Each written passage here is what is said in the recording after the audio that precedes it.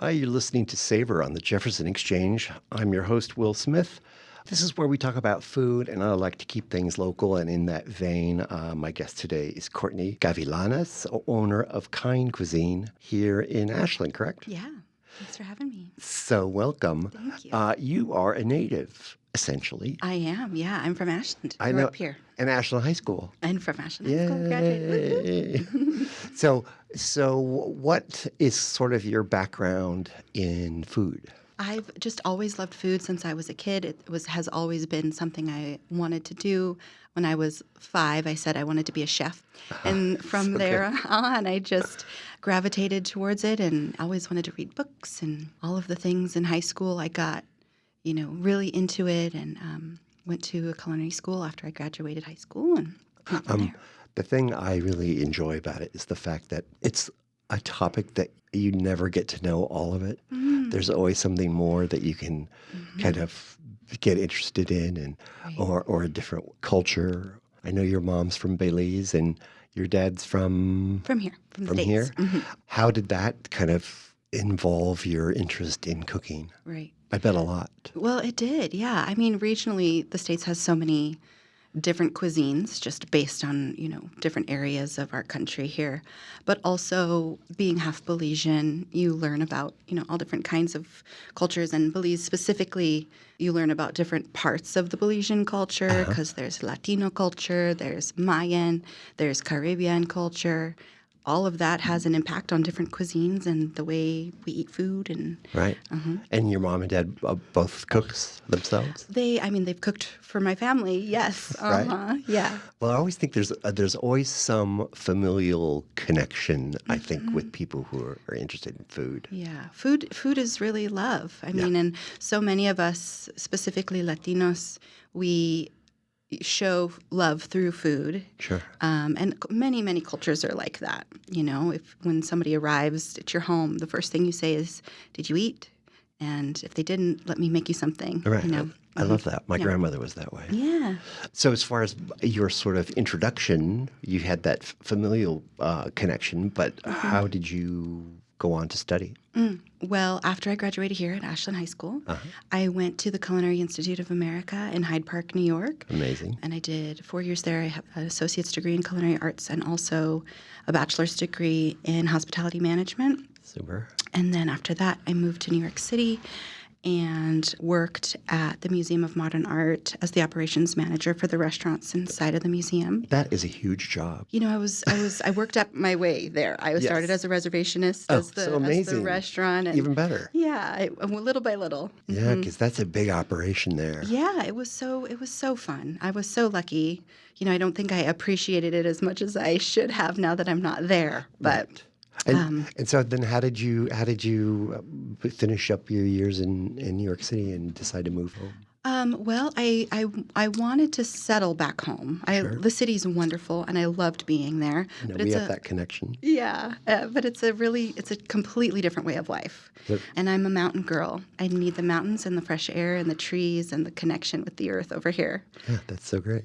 That is true. That is I spent a lot of time out in Amagansett, which sort of gave me that nature stuff. To be on a beach with deer and woods was pretty spectacular for me. But yeah, I always felt that the people who really stay in New York for a long time, they do have to have an outlet to get out. Some of us just need it for our soul. Yeah, totally. So what year did you come back to the area? I came back to Ashland in 2015. And I worked in Medford as a catering manager. And then I had my. And I'm just thinking about that segue from MoMA to Medford operation. Yeah, it was definitely a big culture shock. I bet. Very, very different way of life. Yes. Yeah. And just on a smaller scale. Right. No, you home is where you make it. Yeah, so true. So true. So this idea of cuisine. Yeah, I've always loved, food and making it and learning about it and being submersed in it. But my passion really evolved from cooking to making people happy through food. Sure. And hospitality, really. So after I had my first son, I really wanted to contribute to our area and our town and our society and the world, and Right. also be a mom, Sure. but also a person. Right. And so Kind Cuisine came about. I love hearing about these business ideas that really you're creating it for your sort of lifestyle. What's important for you, having that time with your children, or and then also, you don't have to work 6 nights a week in a restaurant. There are other ways to make a living. Yeah, it's so true. And the grind of the restaurant is really wearing on you. Completely. And it's really hard to have like a normal functioning life and do that as well. Sure. As a parent. Is there a certain type of food that you sort of gravitate to more than another? People ask me that all the time, and it's so hard to answer. I think one of the things I love about food is like learning about the different cultures, and I love celebrating other cultures through food. It's like a great doorway to walk through. Yeah. But I really love like Asian cultures and Asian cuisines, also Latin cultures and Latin cuisines. I feel like, I don't know, like Mexican food is like one of the best cuisines. There's so much to learn, and there's so much even Asian influence in Mexican cuisine and a lot of different parts of South America too. So, yeah. I love that. Some of my greatest, travel experiences, they're all food related or food centric. It kind of slows you down, and it's a multi-sensory.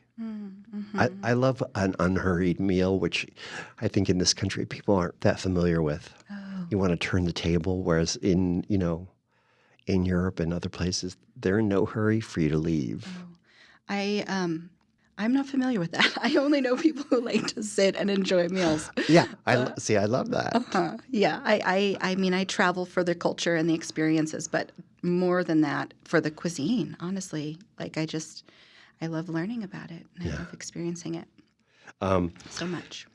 You're listening to Savor on Jefferson Exchange. I'm Will Smith, your host, and my guest is Courtney Gavilanes, owner of Kind Cuisine.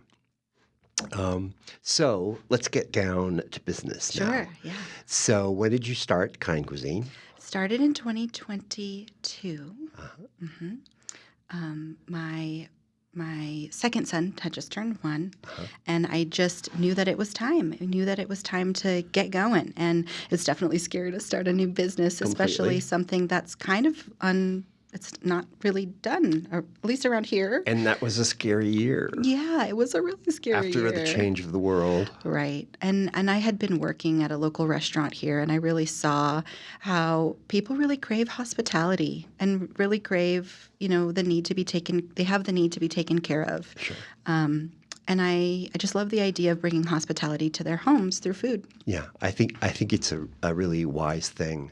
Restaurants, for the most part, they're very expensive right now. And I think there's something really nice about if you're an older couple and don't want to really go out late at night, or if you have a family and you want maybe some help in the kitchen, or if you just want to have an evening off at Big Mac meals are now like $12. Are they? So, which is, to me, it's like mind-blowing. But to actually be able to choose and have someone like yourself create a meal and then have it delivered to your home, I think is an amazing thing. Yeah, I had a very wise businesswoman tell me that the successful businesses meet a need and fulfill a need. And I saw a need and see a need for people to have delicious, well-made meals prepared with hospitality and love and delivered to their door, and they can reheat it and eat it when they want it. And the fact that you're doing that, it is, to me, a step above a restaurant, really. It's you're not using all the shortcuts that restaurants have to in order to be successful. You're actually doing home cooked meals. Well, it's definitely all scratch made, that's for sure. Right. Yeah, prepared in a commercial kitchen in a large format, the same way a restaurant would. You make, we're making 70 portions of something. You make it all at once, big batches. But it's all, everything's made. Every little onion is chopped. Every stock is made in a normal French way, And so how does it work? Yes. Okay. So And it's kindcuisine.org, everyone. Kindcuisine.org. Every week I publish a new menu. It's 4 to 5 different options, usually 3 or 4 entrees plus a soup, sometimes a dessert. And each item is of a different culture. So there's usually like an Italian, Latin-inspired, American. Like I try to take something from all different cultures. And that makes it fun for you too. It makes it so much fun. I love that part. I really love that part. And I'm not this kind of person that can eat the same meal all week long. Sure. So I like the idea of people being able to be like, hey, we're having spaghetti bolognese on Tuesday, and then on Wednesday we're having carnitas, and on Thursday we're having chicken piccata. You know? So great. And then I publish a menu on Sundays. I send out an email blast to all of my subscribers. Subscribing just means that you receive my emails. There's no membership. There's no membership. There's no paid anything. You just means that you get my emails to your email box. Right. And then they have until Wednesday at midnight to order.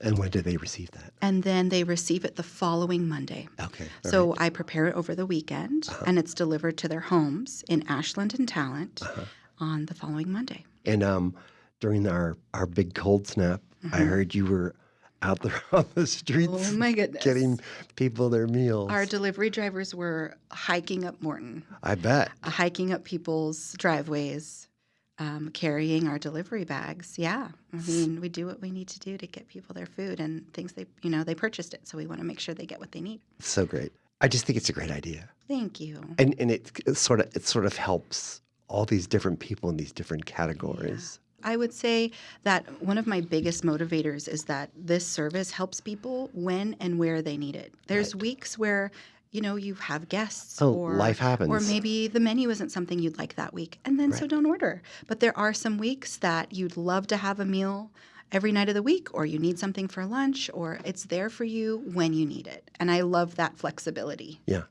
Not only for the customer, but also for you. Yeah.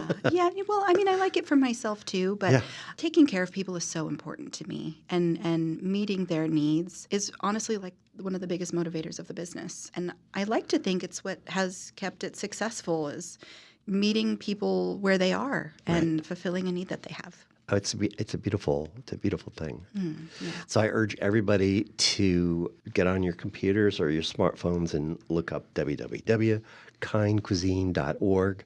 The recipes come out each Sunday. Every Sunday, yeah. And take your time. And you also have your past menus up there as well. There's a couple examples of things that have been in the past, so people can get an idea of the type of foods that we offer. I did have a question. Yeah. How do things arrive? Everything's chilled. So once I prepare the items, it's all chilled in a food-safe way in reheatable containers that are oven-proof and oven-safe. Right. And so when it's arrived, it's been maintained at 40 degrees. It goes straight into your fridge with heating instructions. Very nice. And then when you're ready, you preheat your oven, follow the heating instructions. Sometimes for example, the soup is on the stovetop, but everything else is in the oven. Preheat your oven and bake it, and then enjoy it. All the containers we use are recyclable or compostable, and so there's no plastic or anything like that. And you're doing soup in glass? In glass jars. Yeah, I love that. Mm-hmm. That's the just best. mason jars, right? Yeah. So good. So I urge everybody to take a peek at Courtney's hard work. Yeah, I certainly have enjoyed having you as a guest. Unfortunately, that's all the time we have for today. You have been listening to Savor on the Jefferson Exchange. My name is Will Smith. You can find us at jx.org or on Apple, Spotify, or wherever you get your podcasts. I hope everybody eats well. Thank you, Courtney. Thank you.